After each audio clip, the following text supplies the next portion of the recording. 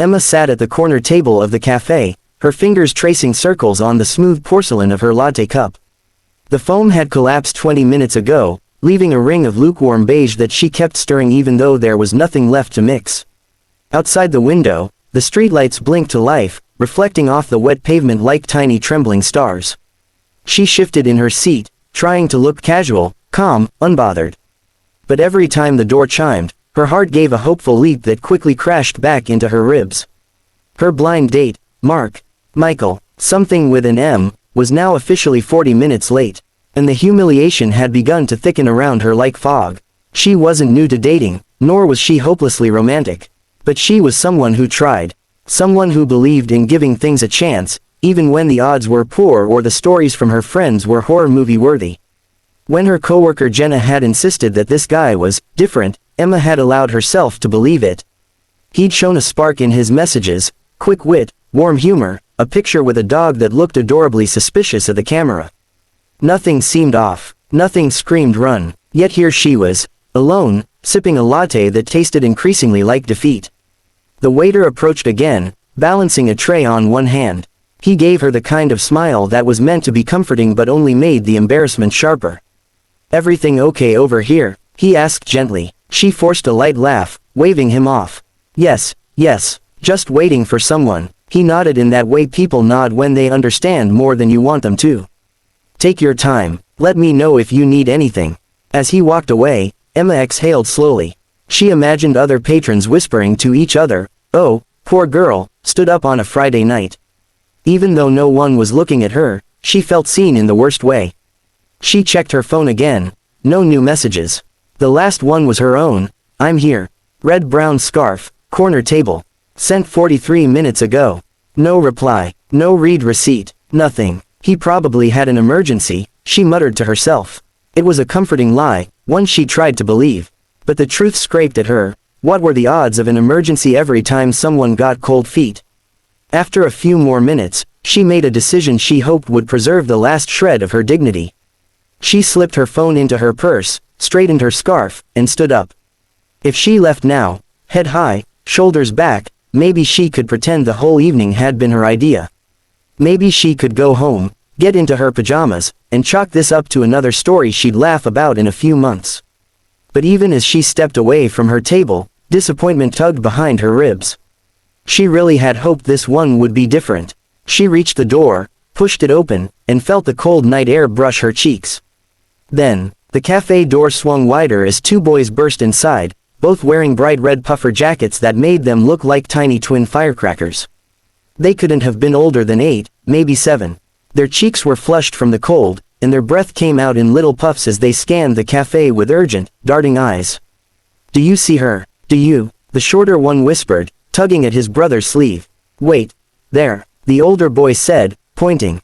Emma blinked, startled. She glanced behind her to see who they were racing toward, but there was no one else standing near the entrance. The two boys barreled right up to her. "Are you Emma?" the taller one asked, breathless. Emma froze halfway through pulling her coat tighter. Yes." The boys exchanged a quick, relieved glance, like they'd just solved a mystery only they understood. "Good," the younger one said, with a decisive nod. "Dad picked you, not anyone else." Her brain stalled. "Picked me," she echoed. The older boy stepped closer, lowering his voice like he was sharing an important secret. "We were supposed to find you. Dad said you'd be wearing a burgundy scarf. And," he squinted, checking his mental list, "and you'd look like someone who needed a rescue." Emma felt her eyebrows shoot up. "A rescue?" He nodded very seriously, as though this were standard blind date protocol. "Yep." Her heartbeat quickened, not with fear, but with confusion. "Boys, I think you might be looking for someone else." "No," the younger one said, shaking his head so hard his hood flapped. "Dad was very clear. Woman with the burgundy scarf. Sitting alone. He saw you earlier." Emma's breath hitched. "He saw me?" she asked. The older boy confirmed. "He came in, saw you, and then he hesitated, his serious facade faltering. "He kinda panicked," she repeated, incredulous. The taller boy held up one hand, palm out, like he needed her to stay calm. "Dad said he hasn't gone on a date since a long time. And he thought you were pretty." He shrugged, making it sound like a minor inconvenience. Pretty girls make him nervous. Emma blinked, unsure how to respond. A laugh bubbled in her chest, half disbelief, half tenderness trying to bloom despite her confusion. The younger boy piped up, but then he said he changed his mind and wanted to try again. So he sent us in to find you because he thought he'd chicken out if he came in himself. The boys looked so earnest, so determined, that Emma didn't know whether to laugh or check if she was on some hidden camera show. Her humiliation slowly unwound, replaced with an odd warmth creeping through her ribs.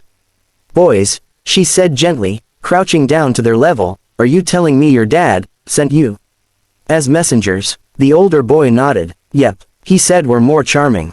Way more, said the younger proudly.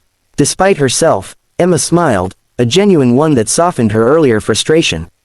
And where is your dad now? He's waiting outside, the younger replied. By the bench, pacing. A lot. Emma followed their gaze through the cafe windows. All she could see were blurred silhouettes of people walking past, the glow of headlights, and the glint of wet asphalt. But somewhere out there was a man who had seen her, turned around, panicked, and then sent his sons in as ambassadors. It was ridiculous and strangely sweet. Before she could gather her thoughts, the older boy tugged lightly on her sleeve.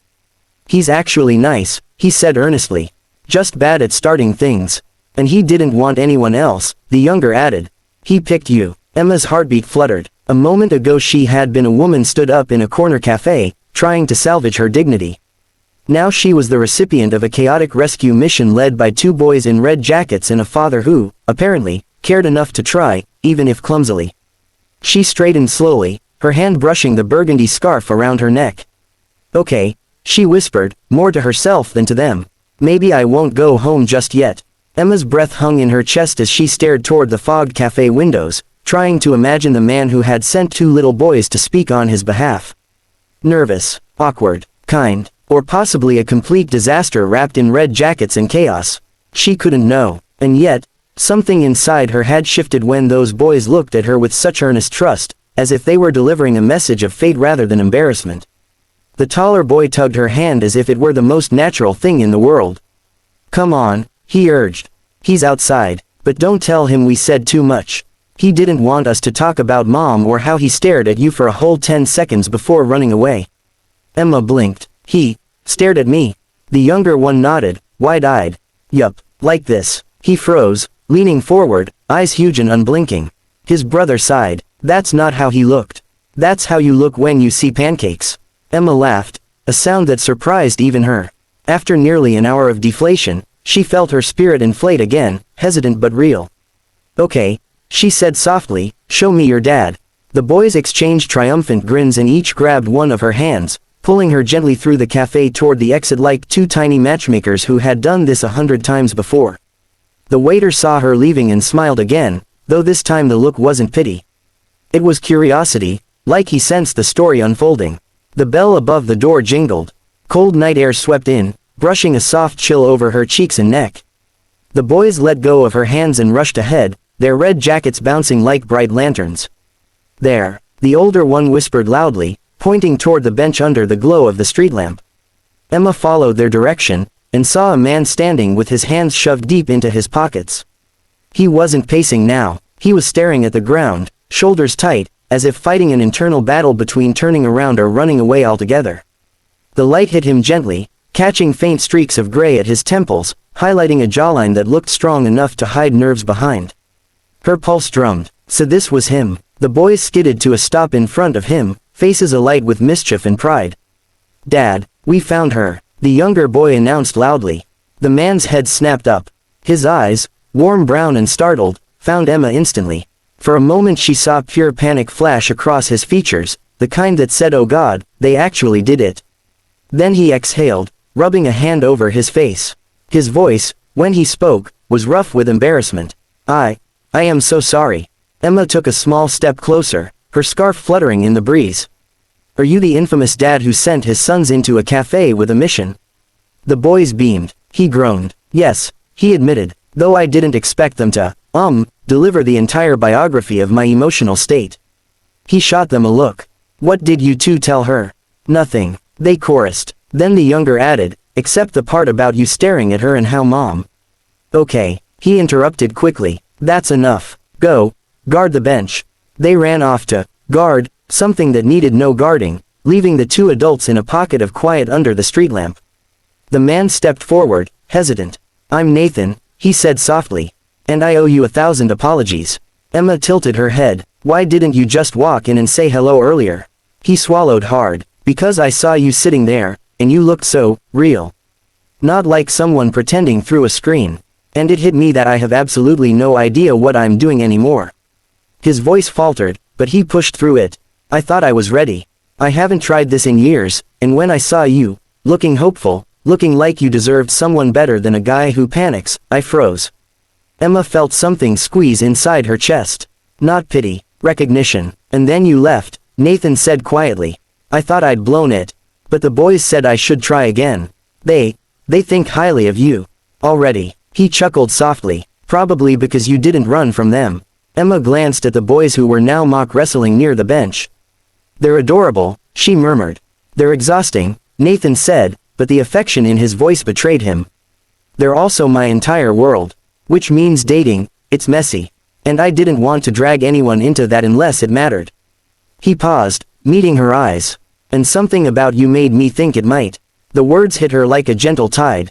Warming, unexpected. Emma shifted her scarf, grounding herself against the swirl of emotions. "I thought you didn't show up," she confessed. "I was ready to leave." "I know," he said quietly. "And I was ready to let you leave, because the last thing I wanted was to make you feel stood up. But the boys," he nodded toward them, "they're braver than me." For a moment neither of them spoke. The city hummed around them, cars passing, wind rustling leaves, distant chatter, but in their small corner under the street lamp, everything felt suspended. Finally Emma smiled, soft and slow. "So, are you going to come inside this time? Or do you plan on sending the boys to order for you too?" A flicker of relief crossed Nathan's face, followed by a warm, almost shy smile.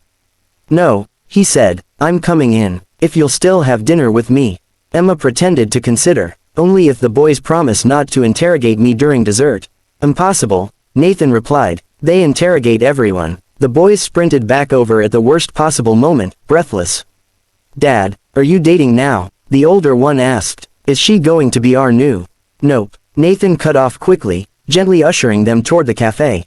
"We're starting with hello." He glanced at Emma again. "Hello," he said, softly this time. With sincerity, with hope. Emma felt warmth spreading through her chest, slow as sunrise but just as bright. "Hello," she answered, matching his tone. The boys cheered like she had just agreed to adopt a puppy. Nathan groaned, but the laughter in his eyes betrayed his affection. They walked back into the cafe together, Nathan at her side, the boys leading the way like tiny escorts. The waiter looked up in surprise as the four of them approached a new table, laughter blending into the ambient hum of the evening. Emma sat down, feeling the weight of her earlier disappointment dissolve entirely. Nathan took the seat across from her, his smile nervous but real. The boys stood proudly next to him. "This feels," Emma said, "like the most unusual first date in history." Nathan shook his head lightly. "Oh no, you have no idea, this is us on our best behavior." She laughed, a warm sound she didn't hold back. And as the evening settled around them, she realized something unexpected. Maybe this wasn't a disaster. Maybe this wasn't a broken plan or a ruined night. Maybe, just maybe, it was the start of a story she had never imagined but somehow already cherished.